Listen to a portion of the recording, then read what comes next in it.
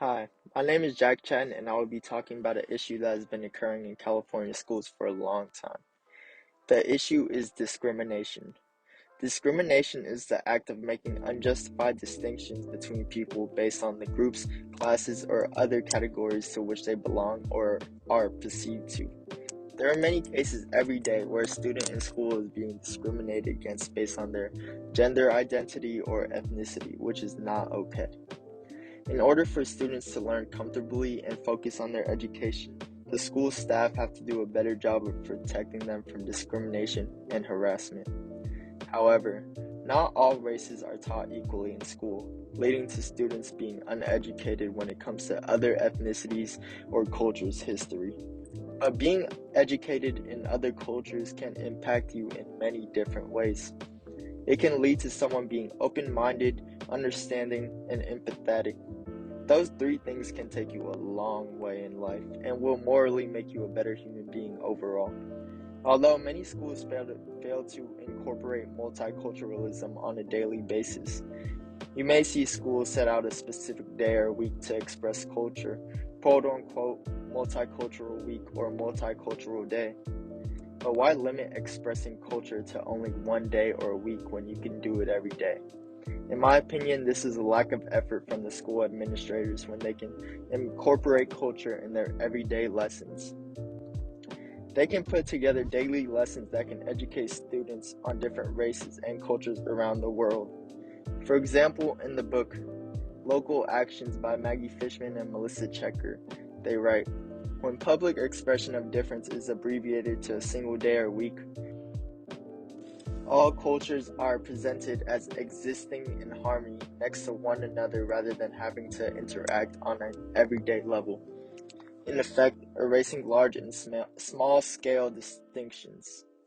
Some schools do a poor job of making people of color feel welcome. As you can see, the problem with schools is that they're limiting the amount of cultural expression rather than increasing it. Also, students who are uneducated in other cultures are more likely to be racially ignorant towards people of color. When someone isn't too knowledgeable in cultures and ethnicities, they're more likely to offend someone of culture than someone who is knowledgeable. For example, people of color have cultural traditions or certain attire that they have to wear which may confuse some people. For example, like hijabs. Some Muslim women are required to wear hijabs due to certain cultural reasons. People may think that is out of the ordinary and lead them to potentially making offensive comments or remarks. Like I said earlier, a possible way to prevent this is by schools incorporating more multiculturalism, like in schools and lessons. Just education overall, but not only in culture, but educate the students on gender identity as well, because students also get discriminated off of gender and sexual orientation as well. It's difficult to focus on education when you have to worry about being discriminated against or bullied at school. If a student hears about any discrimination or experiences discrimination themselves, it can possibly distract them from focusing on their education and worsen their mental health. In a national study of LGBTQ youth, it underscores that schools are particularly unsafe for transgender youth. 75% of transgender youth felt unsafe at school because of their gender expression, compared to 32% of cisgender males and 23% of cisgender females. Transgender youth also reported feeling unsafe in multiple spaces within schools, such as bathrooms, locker rooms, and gym/PE class. It's usually very difficult for a student to open up to others about it, so one habit that students try to do is run away from problems and live with the fear of discrimination and bullying. But the one thing is, running away from your problems will only make it worse. However, the more discrimination that happens now, the more there will be in the future. I think of it as the domino effect. For example, if one person gets discriminated against, that might motivate that person to discriminate/bully another person so they can feel better about themselves. These types of situations are very common. When someone has a bad experience of bullying/harassment, They are likely to do the same to others because they want other people to feel what they felt before. As sad as it sounds, it's true.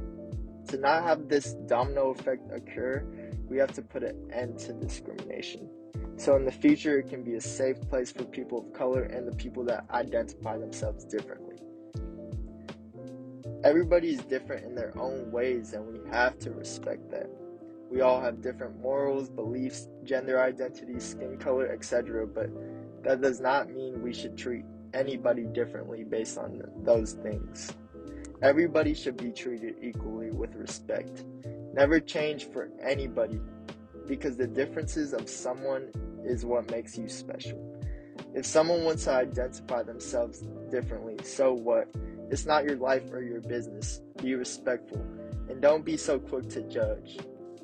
In a study from Gender Pact, they found that almost 60% of transgender identified people that surveyed had experienced some form of harassment or abuse directed at them because of their non-normative expression of gender, which is horrible and it shouldn't be happening at all. Another thing is students who get bullied at school are more likely to commit suicide. Bullying is really impactful because it hurts. It's something that is very serious and it could even lead some students to suicide. Bullying is actually one of the main reasons for students committing suicide. As you can see, there are about 10,159 students who committed during the year of 2018. Discrimination is actually a form of bullying and harassment. There are cases on a daily basis where students get discriminated against while trying to get their education in. School is supposed to be a safe place where students can learn, but that's just not the case. Hate crimes are pretty common in schools. Hate crimes are crimes that are motivated by hatred towards someone or something.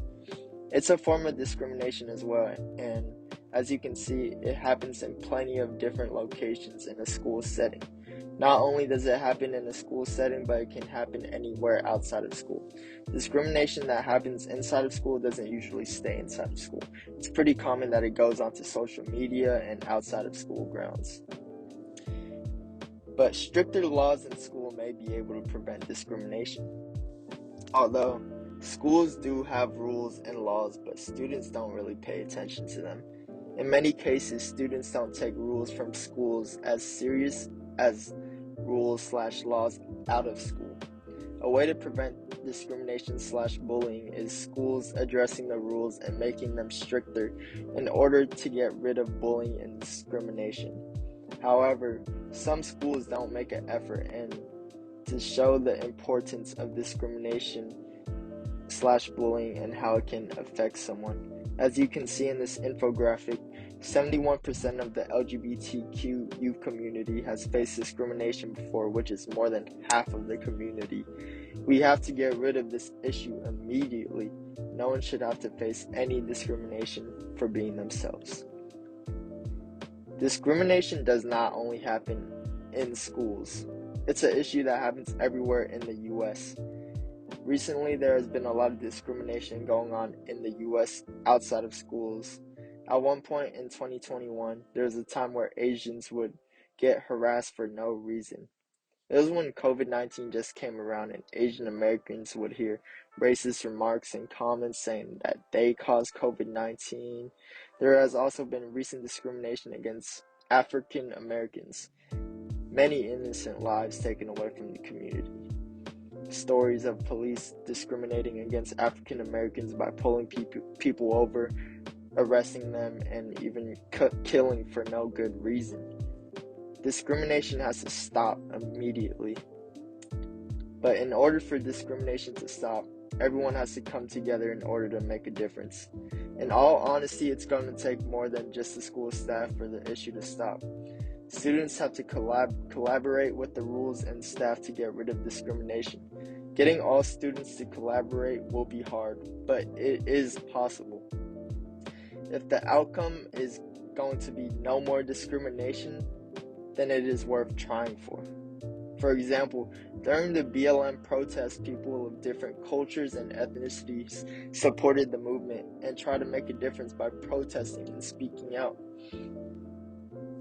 A majority of Americans, 55%, see protests and rallies as a very or somewhat effective tactic for groups and organizations that work to help Black people achieve equality, but just 19% say this is a very effective tool. That was from the Pew Research Center. But change can only start with you. Difference can start with you. If you want to make a difference and stop the discrimination, you can. You can do so by educating your family members and peers and showing the importance of everybody is welcome and stop bullying and discrimination. Thank you.